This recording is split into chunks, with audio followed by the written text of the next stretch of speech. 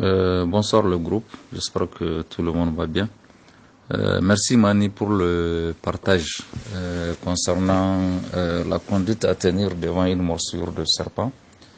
Je ne connais pas cette conduite à tenir là, mais au cas où elle peut servir, bien sûr, et surtout si elle a été franchement démontrée, je pense que c'est quelque chose qui va beaucoup aider les gens.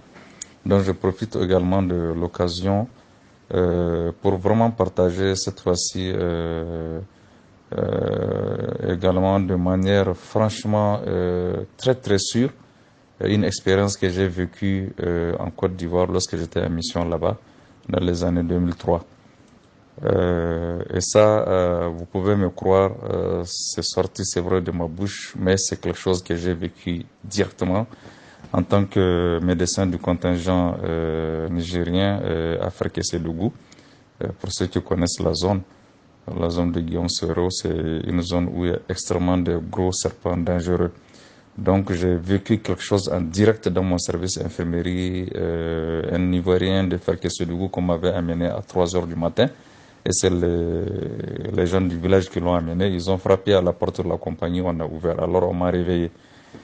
Là, j'étais là en train d'essayer de tout faire parce que nous, on était en train de créer toutes les conditions optimales pour accompagner le malade, puisque lorsque nous avons fait la description du serpent noir, le gros cobra, on a compris que la seule solution, c'était un sérum antivenimé et de l'immédiat.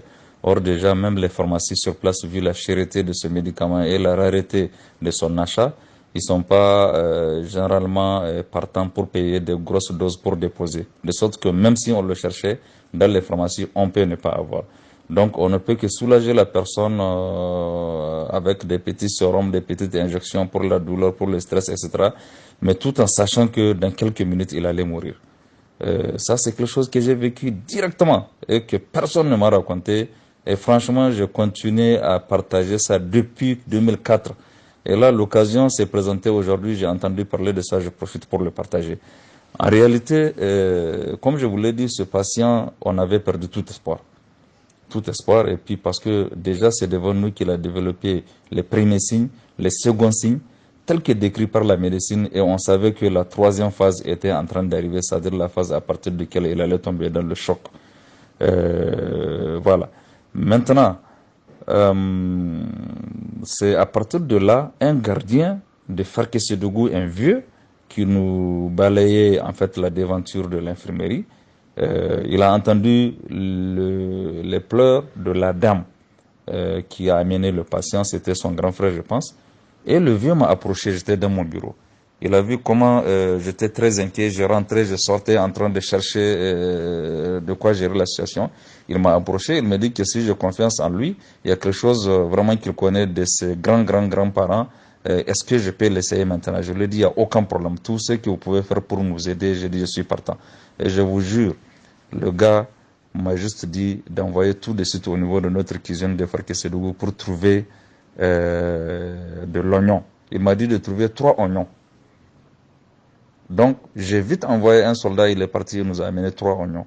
Maintenant, il nous a dit de demander à la victime de croquer et d'avaler les 3 oignons là. C'est-à-dire, quel que soit ce qu'il va sentir là, il n'a qu'à avaler. Et je vous jure, on a forcé la personne. À peine elle a pris le 2e oignon, elle était à la moitié du 3e oignon, quand la personne a commencé à vomir du venin devant moi, tout noir. Tout noir, ça c'est devant moi, ça s'est passé. À Ferkessédougou et devant le major de notre infirmier. Donc, je vous jure, le gars là, on l'a sauvé comme ça. Comme ça. Il a vomi tout le venin devant nous. Et au fur et à mesure, il se sentait mieux. Le lendemain, vers 10 heures, moi je l'ai relâché. Et c'est comme ça, le gars là, on l'a sauvé. Il était revenu le 3e jour en visite retour. Il était sur ses pieds sans aucun problème. Donc là, c'est quelque chose que je continue à partager. D'ailleurs, c'est quand je suis revenu au Niger, j'ai compris pourquoi, de par la tradition, j'ai l'habitude d'entendre un de nos oncles dire que dans votre maison, il faut tout faire pour avoir 4 oignons de tous les côtés. Tu jettes un oignon à gauche, à droite, dans les 4 coins de la maison, c'est-à-dire c'est pour chasser les reptiles. Et actuellement, je pense, dans beaucoup de maisons, ils sont nombreux qui font ça. Je ne sais pas si quelqu'un a partagé cette expérience avec moi ou a entendu parler de ça, mais moi, je vous donne cette garantie que c'est quelque chose que j'ai vécu en direct. Voilà, merci beaucoup.